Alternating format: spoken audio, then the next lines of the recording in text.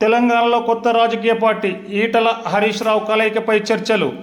తెలంగాణ రాజకీయాల్లో కీలక పరిణామాలకు నాంది పలికే సూచనలు కనిపిస్తున్నాయి. మాజీ మంత్రి మల్కాజ్గిరి ఎంపీ ఈటల రాజేందర్, మాజీ మంత్రి సిద్దిపేట ఎమ్మెల్యే తన్నీర్ హరీష్ రావుల నేతృత్వంలో కొత్త రాజకీయ పార్టీ ఏర్పాటవుతుందన్న వార్తలు రాజకీయ వర్గాల్లో హాట్ టాపిక్గా మారాయి.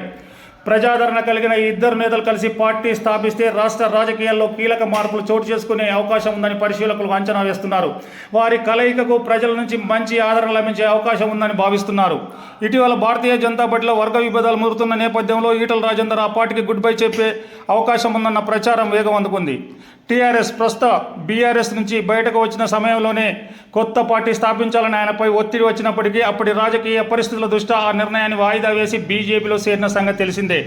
అయితే ప్రస్తుతం బీజేపీలో అంతర్గత రాజకీయాలు పెరుగుతుండటంతో ఈటల రాజేందర్కు అసౌకర్యంగా మారిందని, అందువల్ల ఆయన కొత్త రాజకీయ ప్రయాణానికి సిద్ధమవుతున్నారనే చర్చ నడుస్తుంది.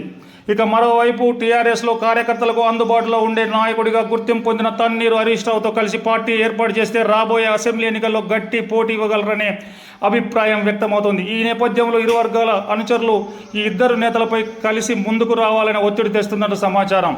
తెలంగాణ ఉద్యమకారులు కూడా కొత్త రాజకీయ ప్రత్యామ్నాయం కోసం ఈ ఇద్దరు నేతలను ప్రోత్సహిస్తున్నారని తెలుస్తోంది. ఈటల రాజేందర్ హరీష్ రావుల కలయికతో కొత్త పార్టీ ఏర్పడితే అది రాష్ట్ర రాజకీయాల్లో తిరుగులేని శక్తిగా ఎదగవచ్చని రాజకీయ విశ్లేషకులు భావిస్తున్నారు. అయితే ఈ వార్తలపై అధికారిక స్పష్టత రాలేదు. నిజంగా ఇద్దరు నేతలు కొత్త పార్టీ వైపు అడుగులు వేస్తారా లేదా అన్నది కొద్ది రోజుల్లో తేలాల్సి ఉంది.